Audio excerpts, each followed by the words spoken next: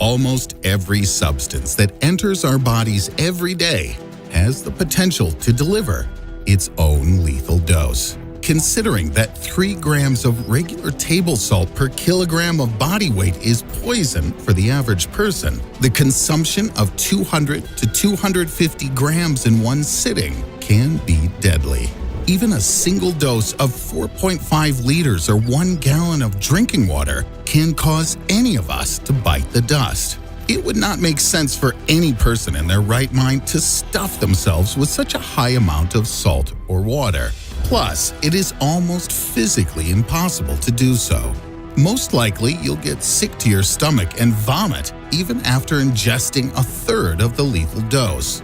However, there are totally different kinds of substances that are able to cause death in dozens of people, even if consumed in microscopic doses. You won't even be able to detect the presence of such substances in your body until the first symptom appears. By then, any attempts to save your life will be unsuccessful. You'll have a very painful death ahead of you. So, what are those deadliest substances on the planet like? What kinds of torment will your body have to go through if you inadvertently consume at least a millionth part of a gram of that killer substance? So, let me introduce you to polonium-210. This extremely rare radioactive substance has a short half-life, only 138 days. During its half-life, an enormous amount of energy is released. Just 1 gram of polonium-210 produces up to 140 watts of energy. Because of this quality, the substance is used in spacecraft as a source of heat and energy. Despite the fact that polonium-210 is very reactive, its alpha radiation dissipates all of its energy confined to a very short distance. This means that a radioactive isotope is relatively harmless as long as you're at a safe distance.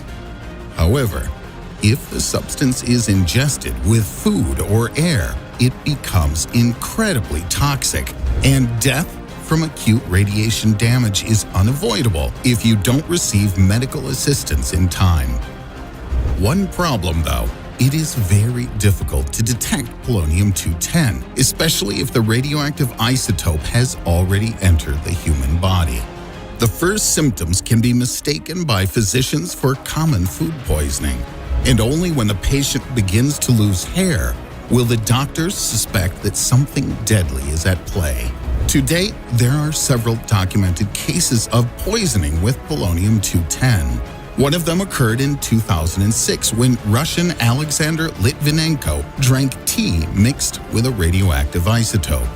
As soon as polonium-210 got into the victim's body, its alpha radiation literally began to bombard internal organs, primarily the mucous membranes of the stomach and intestines, causing nausea, sharp pain, and internal bleeding. The earlier these symptoms appear, the higher the radiation dose that a person has received. Within 4 hours after ingestion of polonium into the body, there's almost no chance of recovery. Most of the radiation affects the bone marrow that is responsible for immunity. The more the victim suffers, the fewer red blood cells will be in the body. As a result, the blood will gradually become so thin that it will no longer be able to saturate the vital organs with oxygen.